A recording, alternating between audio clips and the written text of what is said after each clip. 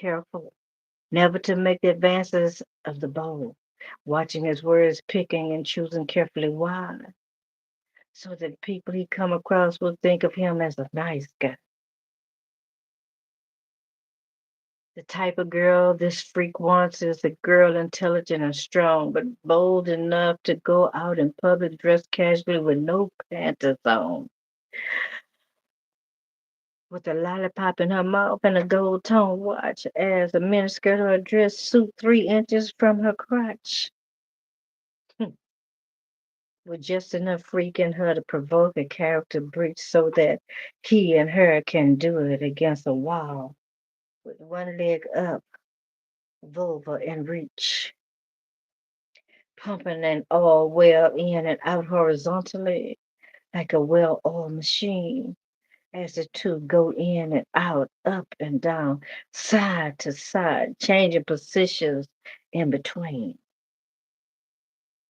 His imagination goes wild and his thoughts intertwine when he sees French cut V-shaped panty line moving from side to side rhythmically, motion in stock as girlfriend's booty swings like a pendulum on a grandfather's clock.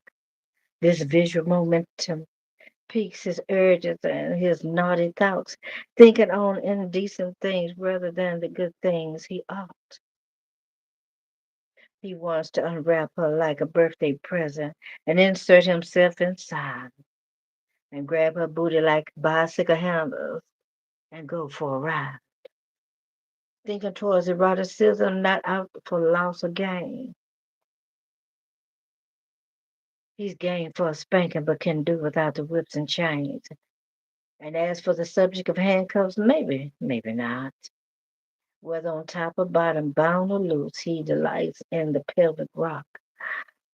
For a time, the two are Siamese twins joined at the front, complimenting each other's hip movements. She's stroking him and he massaging her cunt.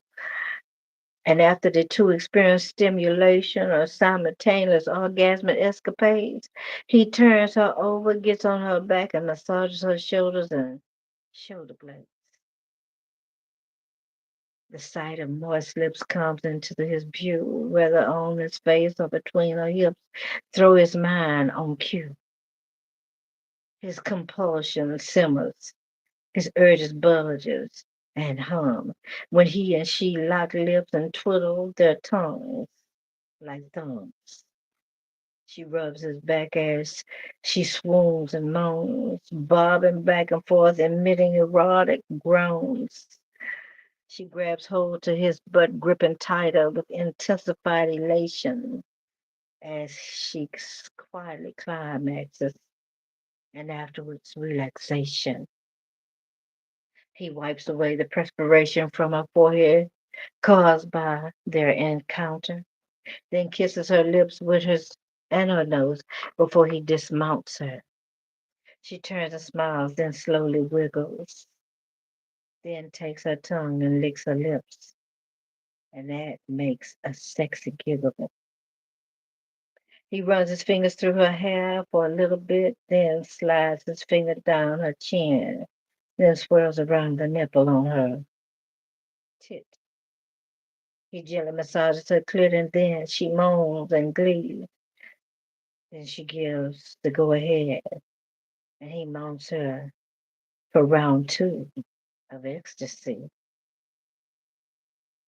He awakens from his daydream, from his off in space glance, and notices that he has a rigid bulge in his pants, resulting from the lustful thoughts of his mind, waiting for the deflation of his organ to respond in kind, so that he goes about his business, life to be browsed.